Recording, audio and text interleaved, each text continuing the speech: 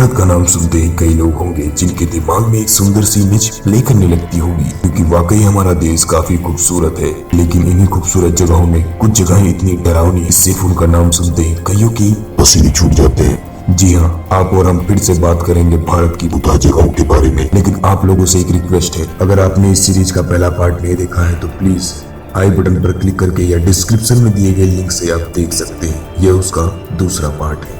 तो हेलो दोस्तों, स्वागत है आपका द फैक्ट लाइट के नए एपिसोड में। मेरा नाम है सूरज। आज की इस वीडियो में मैं आपको बताऊंगा भारत की 5 ऐसी भूता जगहों के बारे में जिसे जानकर आपकी रोंगटे खड़े हो जाएगी। लेकिन मैं आपको पहले ही बता दूं, इस वीडियो में बताई गई हर एक बातें वेब पेजेस और अन्य सोर्सों से ली गई है और वहाँ के स्थानीय लोगों का कहना भी है। इन जगहों को और भी डरावना बनाने के लिए मैंने अपनी तरफ से कुछ भी नहीं ऐड किया है, तो बने रहना वीडियो में लास्ट बिना स्किप किए।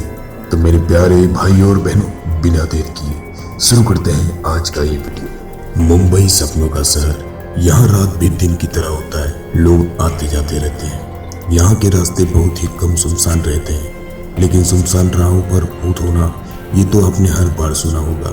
लेकिन अब हम जिस जगह के बारे में आपको बताने वाले हैं वो एक चौल में है। जी हाँ, इस जगह का नाम डिसूजा चौल है। कहा जाता है इस चौल के आसपास एक भूतनी की आत्मा भटकती है।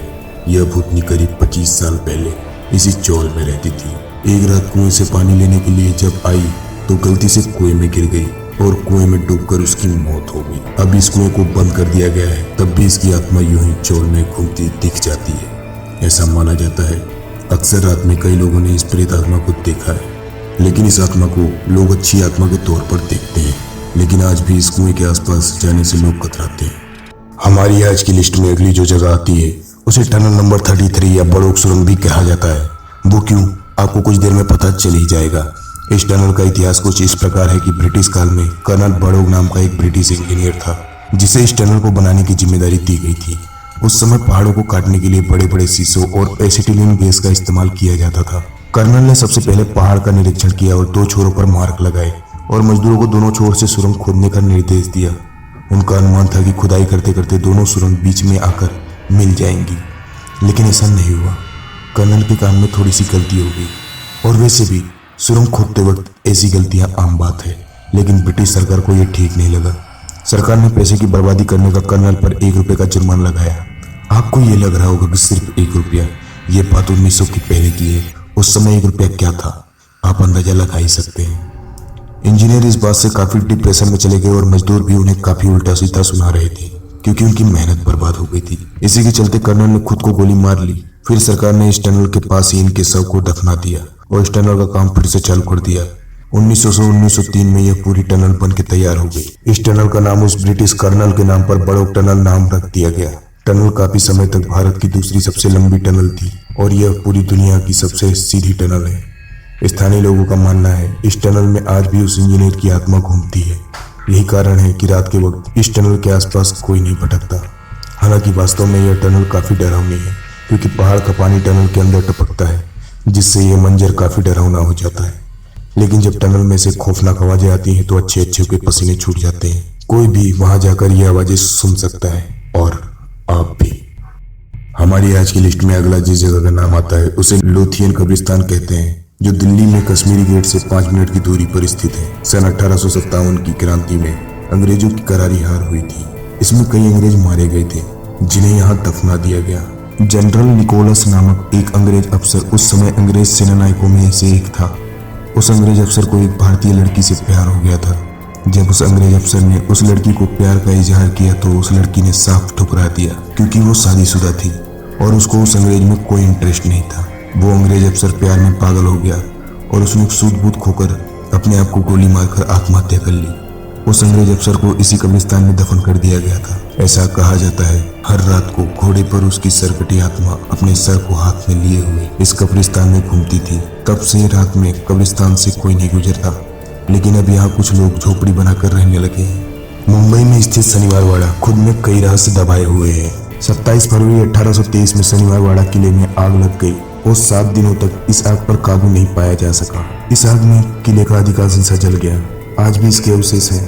क्यों और कैसे लगी ये आग आज भी रहस्य है। पेशवा बाजीराव प्रथम के 2 पुत्र थे, बालाजी राव जो नाना के नाम से भी जाने जाते थे, और रघुनाथ राव, नाम याद रखना सबके। तभी यह कहानी समझ में आएगी। बाजीराव प्रथम की मृत्यु के उपरांत नाना साहेब यानी बालाजी बाजीराव पेशवा बने। नाना साहेब के 3 पुत्र थे, विसवराव, महादेवराव, नारायण राव। पानीपत के तीसरे युद्ध में नाना साहेब के प्रथम पुत्र विसवराव की मृत्यु हो गई। फिर जब नाना साहेब पेशवा की मृत्यु हुई तो उनके दूसरे पुत्र महादेवराव गद्दी पर बैठे, लेकिन दुर्भाग्यवश 27 वर्ष की आयु में उनकी भी मृत्यु हो गई। फिर उनकी मृत्यु के बाद नाना साहेब के तीसरे पुत्र नारायण राव को गद्दी पर बिठाया गया, जिनकी उम्र महज 17 वर्ष थी। 17 वर्ष के बालक नारायण राव का गद्दी पर बैठना उनके काका यानी चाचा रघुनाथ राव और उनकी काकी यानी चाची, जो भी बोलो, आनंदीबाई को खल रहा था। नारायण राव और रघुनाथ राव दोनों के रिश्ते कुछ खास नहीं थे, लेकिन तब हालात बहुत बिगड़ गए जब पेशवा नारायण राव ने रघुनाथ राव को सलाहकारों के भड़काने से घर में नजरबंद कर दिया। उनकी काकी आनंदीबाई इस बात से उनसे बहुत नाराज हो गई। अब शुरू होती है असली कहानी। नजरबंद होने के बाद रघुनाथ राव ने अपने बचाव के लिए शिकारी कबलियाई गार्दी के मुखिया सुमेंद्र सिंह गार्दी को एक पत्र भेजा, जिसमें लिखा था नारायण राव लाधारा, जिसका मतलब होता है नारायण राव को बंदी बना लो। यह पत्र रघुनाथ राव की पत्नी आनंदीबाई के पास पहुंचा और मौके का फायदा देखते हुए उसने घिनौनी चाल चलते हुए उस पत्र के शब्द बदल दिए। नारायण राव लाधारा को नारायण राव ला मारा कर दिया, जिसका अर्थ होता है नारायण राव को मार दो। यह संदेश मिलते ही सुमेंद्र सिंह गार्दी के लोगों ने शनिवार वाड़ा किले पर हमला कर दिया और पेशवा नारायण राव के कच्छ में पहुंच गए तो नारायण राव उन्हें देखकर घबरा गए और अपने काका की कच्छ की ओर ये कहते हुए भागे, काका माला बाजवा, अर्थात चाचा मुझे बचाइए। लेकिन अपने काका तक पहुंचने से पहले गार्दियों ने उसे पकड़कर मौत के घाट उतार दिया और उसके टुकड़े टुकड़े कर नदी में बहा दिया। अब लोगों का कहना है कि शनिवार वाड़ा में नारायण राव की आत्मा भटकती है और उसके द्वारा बोले गए आखिरी शब्द काका माला बाजवा आज भी सुनाई देते हैं। इसी कारण इस किले को भूतहा जगह माना जाता है। हमारी आज की लिस्ट में अगला और आखिरी नाम जिस जगह का आता है उसे ग्रैंड पैराडी टावर कहते हैं। जब हॉन्टेड प्लेसेस की बात हो रही हो और ये ना आए, ऐसा कैसे हो सकता है। इस इमारत का निर्माण 1976 में हुआ था। तब से लेकर आज तक 20 से ज्यादा आत्महत्याओं के मामले सामने आए हैं, लेकिन हैरत की बात यह है कि सभी मामले एक समान हैं। सबने खिड़की से कूदकर अपनी जान दे दी। दरअसल ये सिलसिला 2004 में एक बुजुर्ग दंपति से शुरू हुआ। वो इस इमारत की खिड़की से कूद गए थे। उसके कुछ दिनों बाद उसके बच्चे और पोते भी उसी तरह इमारत से कूद गए। इसके बाद हर साल कोई न कोई मामला सामने आता है। यहाँ की 8वीं मंजिल पर अधिकतर इन घटनाओं का अंजाम होता है, जो कि बड़ी अजीब तरीके से मौत के मामले सामने आते हैं। इसके लिए यहाँ के निवासियों ने यज्ञ हवन करवाए, जिससे यहाँ मौत पर कुछ विराम तो लगा, लेकिन आज भी उसकी 8वीं मंजिल पर जाने से लोगों की बैंड बज जाती, लोग थर थर कांपते हैं। दोस्तों, आपको क्या लगता है, हमने आज जितनी जगहों के बारे में आपको बताया, क्या सच में वहाँ भूत प्रेत है या ये प्राकृतिक घटना है? हमें कमेंट में जरूर बताना।